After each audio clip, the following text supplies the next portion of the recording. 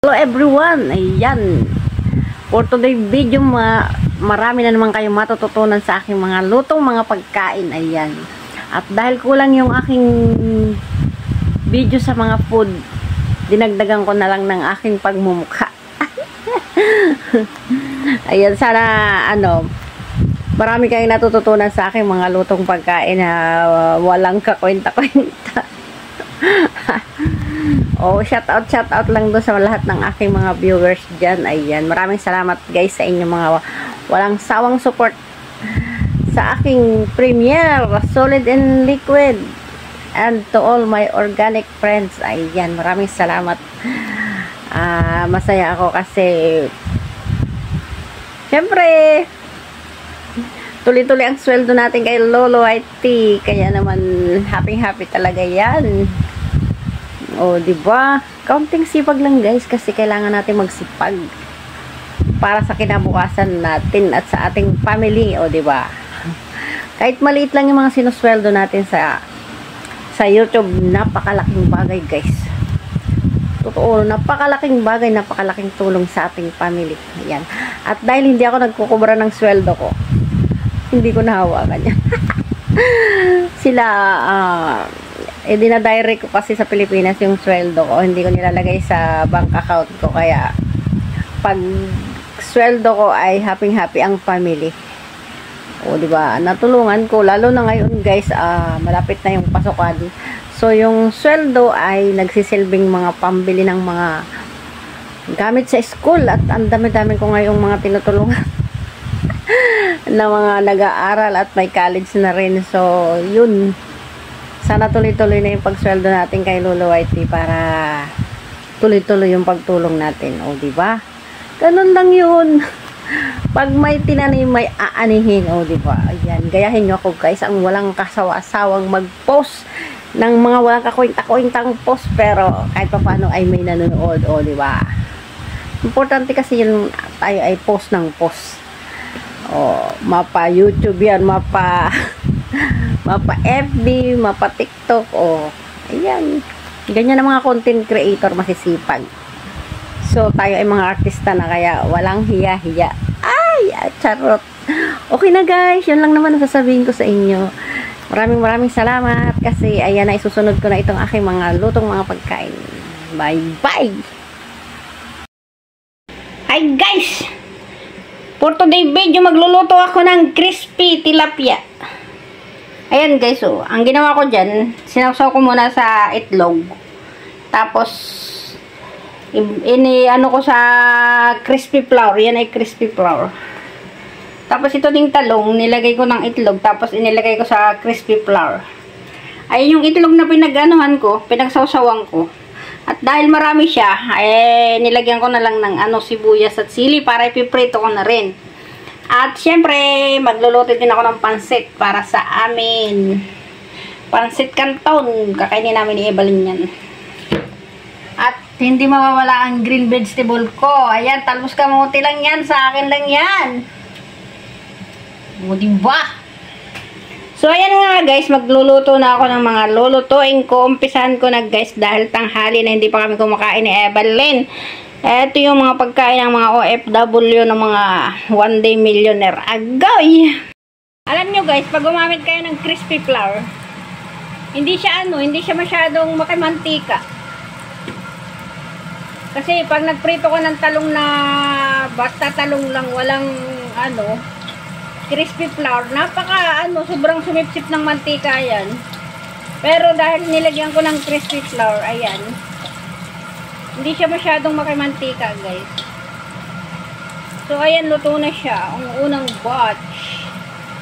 Pwede na siya guys, ahunin ko na siya kasi luto na siya. Ayan guys, yung unang batch. At dahil kakaunti lang naman ang niluto ko, ito yung panghuli. Ayan, ang bilis ko lang magluto na. Gutom na kasi. Ayan, naluluto na siya. Basta guys, pag magluluto kayo ng talong na prito, huwag nyo kalilimutang maglagay ng paper towel para hindi mamantika. Ayan. Kailangan natin laging mayroong paper towel. So, ayan, maluluto na siya, guys. Ang isusunod naman natin ay isda. So, ayan, guys, nagluluto ka ng isda. Pero hinaan ko lang yung apoy kasi parang masusunog na kaagad-agad. At para hindi masunog, guys, ang gagawin ko yan, tatakipan ko siya. Para yung loob niya, guys, ay, creamy. Tatakipan ko muna siya. Yan na nga guys, tingnan mo, muntik nang masunog. Agoy, kawawa naman kung nasunog yan. Yan.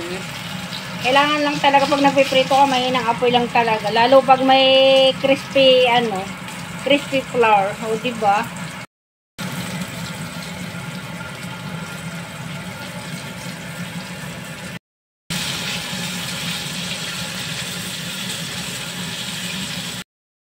Medyo itinindig ko guys para maluto yung pinagputulan.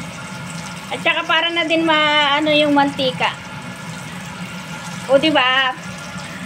O, ginagawa nyo ba yan? Bahala kayo dyan. Ako lang gumagawa niyan. Habang nagpiprito akong isda, nag-i-steam naman ako ng aking talbos kamote. Ibinablanch ko lang yan guys.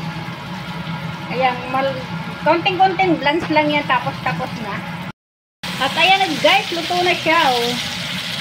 Pwede na siyang ahonin guys. Ilalagay na natin dito sa paper towel. So ayan, pwede na kaming kumain ni Evelyn. Pero lulutuin ko pa yung pansit. Ayan, maraming salamat. Luto na ang aming isda. At nakita nyo na guys oh, diba? Walang tapon yung ko. Yung pinagsawsawan ko na itlog. Diba, sinawsaw ko muna yung mga ipinirito ko tapos nilagay ko sa crispy flour. So, ngayon, ito yung sobra na itlog. Kesa itapon mo, i-prito mo na lang. O, ganyan talaga yung mga madiscarding OFW, diba? So, ayan, ang sarap ng aming tanghalian kasi walang tapon. Ayan, nagisa na ako ng gulay para sa aking pansit canton. Pero, ayan, pinakuluan ko muna yung pansit canton, guys. Para ilulubog ko na lang. Parang hugas lang ba? Kasi pansit canton siya. So, patayin ko na siya guys. Kasi ilalagay ko na dito. O, ayan. Ilalagay ko na siya dito. Para ihalo ko na. Nandiyan na lahat ng ingredients niyan guys. Oh, yeah. Luto na. O, sinong gumagawa ng ganito sa inyo guys? Pansit canton na nilagyan pa ng mga gulay. O, diba? Siguro, ako lang gumagawa ng ganyan, no? Pwede nyong gayahin, guys. Puri kayong manggaya. Ayan, nakaluto na ako. Tapos na, kain na. At ayan na nga, guys. Ito ang aming tanghalian ni Evelyn ngayon. Ito yung talbos kamote ko na ibinalance. Nilagyan ko ng bawang at suka. Toyo. Ayan na yung talong. Crispy talong. Pansit canton. Brown rice, fried eggs, at ito na yung aming tilapia. Ayan. Syempre, hindi mawawala ang litos. So, ayan, guys. Sawa na naman kami ni Evelyn sa tanghalian. Ayan. Delikado na naman ang health ko nito. Pero konti lang kakainin ko, guys. Promise. Oh my God. Ayan, thank you for watching. Pero mayroon akong isusunod. May mga isusunod pa akong lulutuin guys para sa hapunan. Ito lang ay dinagdag ko para magkasya yung aking So, itong pagkain na ito guys, pagkain lang talaga namin dalawa ni Evelyn tanghalian. Kasi sa gabi pa naman dumarating yung mga boss. So, nagluto lang ako para sa amin ni Evelyn ngayon. Ayan, thank you for watching. Ito naman ang panghapunan guys na lulutuin ko. Ayan. Walang katapos ang pagluluto, Iyan ang pasibol, guys. Pailaw ko na simbanggo, tapos, dry na taingan daga, tapos, carrots. Madali lang yan lutuin, guys. Ang lawak lang yan, paminta, tsaka asin. Walang iba.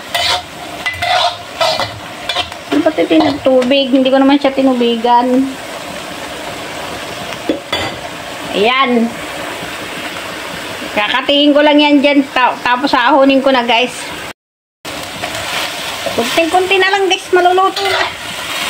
Ang aking pasibol. Sarap niya guys.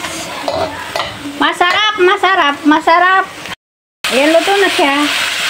Pakita mo guys, may malalaking tipak na karne. May karne kasi dito na mga tira. Tira-tira, nilagay ko na. Isa iinitin ko ng bukod. Ayan, o, diba? Di, ilaw ko na lang. Oh, ganon. Ayan, nagluluto na naman ako ng repolyo. Pero hindi naman kadamihan na repolyo ko ngayon. Kasi walang pasok si matanda bukas, hindi siya magbabaon. Kaya konti lang lulutuin ko. Ayan.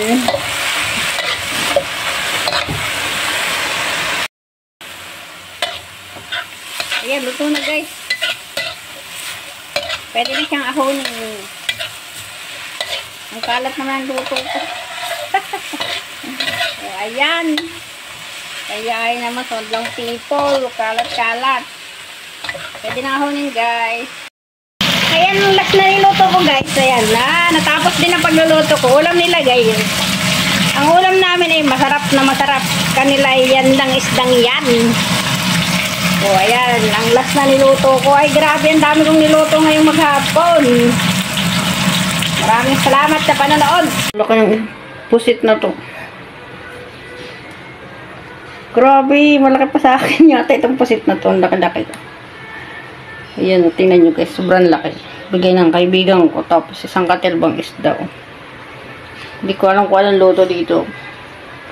Sa isda na to. Ano ba yan? Laki-laki talaga guys. Yan o.